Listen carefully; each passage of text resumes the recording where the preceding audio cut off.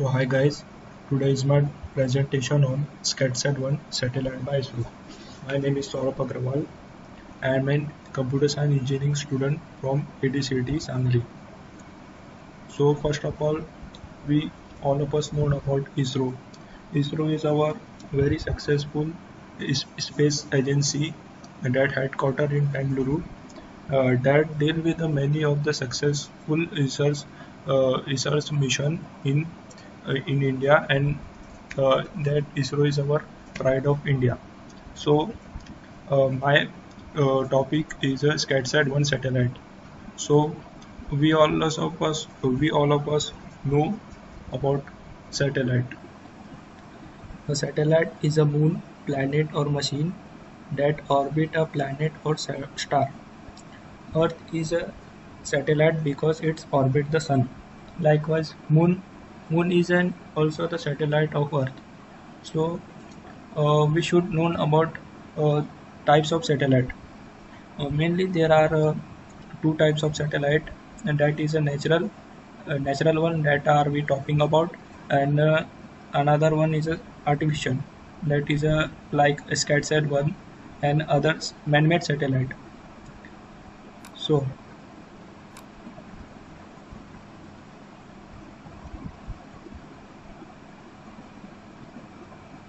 to launch a satellite in orbit around the Earth, launch vehicle such as rocket or a space shuttle is used, in which our SCATSAT-1 mission, the launch vehicle is a PSLV C-35, which is a very popular one. So CSLV-35 is a 37 flight of Polar Satellite Launch Vehicle (PSLV) identified for the launching ISRO satellite SCATSAT-1 and 7 co-passenger satellite in Sun synchronous orbit. In the mission, the satellites are injected into two different circular orbits. The SCATSAT-1 into 725 km with 98.1 inclination, and all the other satellites into 670 km with 98.21 inclination.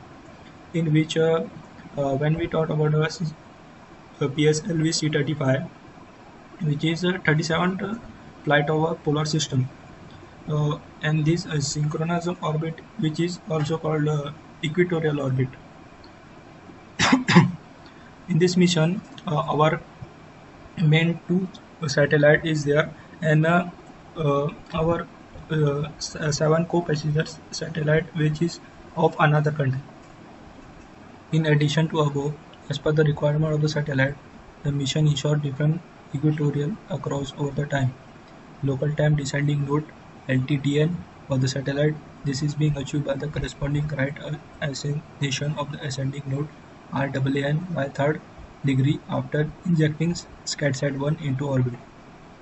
The orbit for the co-passenger satellites is achieved by starting PS4 twice subsequent to the separation of SCATSAT-1. The first restart of PS4 will be over North Pole and the second over the South Pole. Introduction of SCATSAT-1. So SCATSAT-1, why the name is a SCATSAT-1? There is a logic behind it. SCATSAT-1, a satellite providing weather forecasting, cyclone prediction and tracking. The SCATSAT-1 is a continuous mission of OceanSat-2 Scatterometer to provide the wind vector and data product for the weathering, forecasting, cyclone detection and tracking service to user. The satellite carry Ku band and scatterometer. We will study about Ku band and scatterometer in further slide, similar to the one follow on board OceanSat-2. SCATSAT-1 is our successor mission of our OceanSat-2 by the ISRO. The spacecraft is built around the standard IMS-2 bus, and the mass of the spacecraft is 371 kg. The spacecraft will be put SSP orbit of 720 km altitude with an inclination of 98.1 degree. PSLV C-35. The mission life of the satellite is 5 years. So our mission life of the satellite is our 5 years, and uh, their mass is 371 kilogram, and these are built with the standard of IMS-2 bus.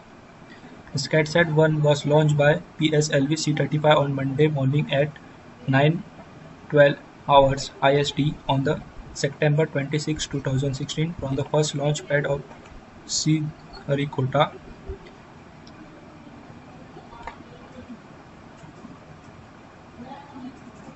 From the launchpad of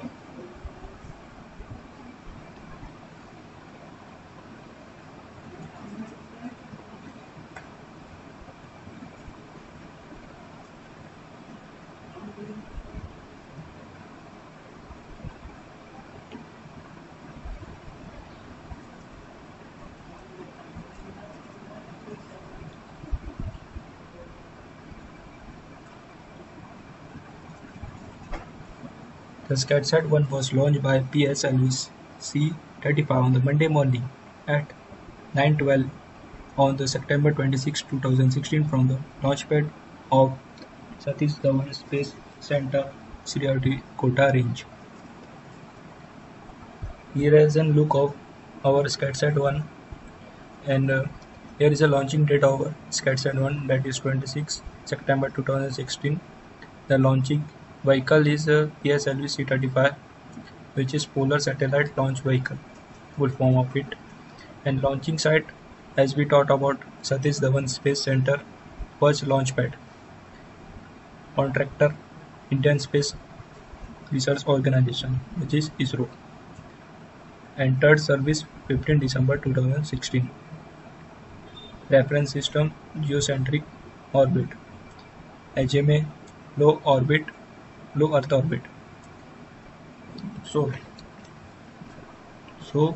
what is an low Earth orbit? Low Earth orbit is that is a very close to the Earth. When we talk about, there are three mainly orbit, that is GEO, MEO, and LEO. And our satellite is a launch at the regime of LEO. Uh, LEO is a 500 to 900 kilometer closest to the Earth orbit,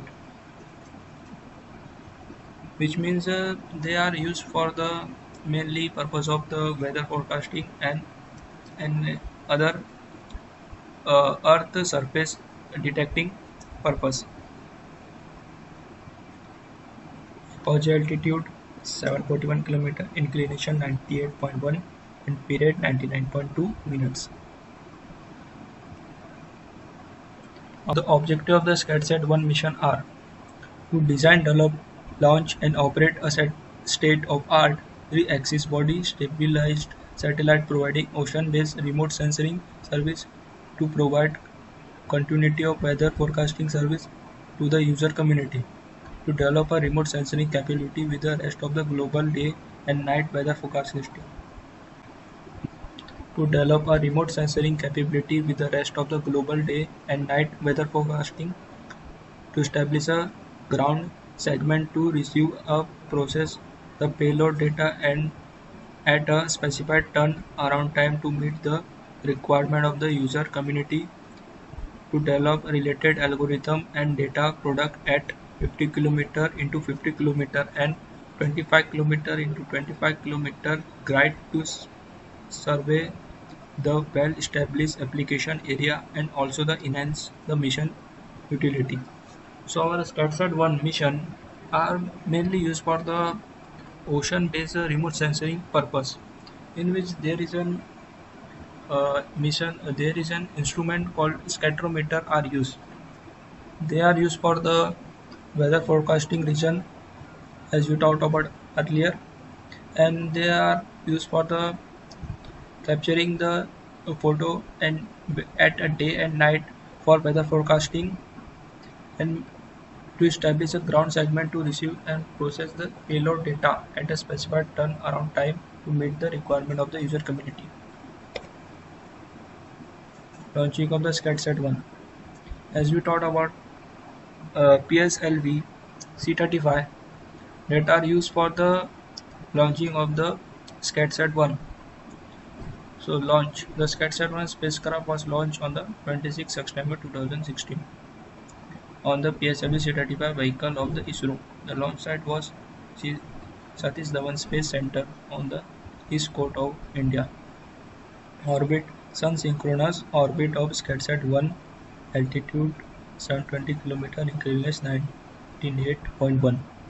PSLV launched at 3:42 hour at Universal Time and 9:12 hour at IST on the 26th September 2016 from the Satish Dhawan Space Center at Sriharikota. So, we talked about the PSLV at earlier. So, spectrometer in SkySat-1. This is a very important part of it, and these spectrometer capture the image of the ocean and the land of the Earth. In which a spectrometer is a scientific instrument to measure the return of the beam of light or radar wave scattered by the diffusion in a medium. Which means a spectrometer are active remote sensing instrument for driving wind direction and speed from the roughness of the sea. They are used by the low Earth orbit satellite and act like radar. They transmit electromagnetic pulse and detect the back-scattered signal. So we talked about spectrometer. Spectrometer is an instrument that detect the wind direction and the speed from the roughness of the sea. If there is an there is a roughness of the sea, if the wind direction, then that is a made the beam of the light and radar wave that are scattered a diffusion, and that will capture at the spectrometer, and we get the image. Later I will show you how the image will display in it. Ultimately, the spectrometer measures the backscatter and normalized radar from an extended target wind vector cell. So, KU band. KU band in a SkySat-1.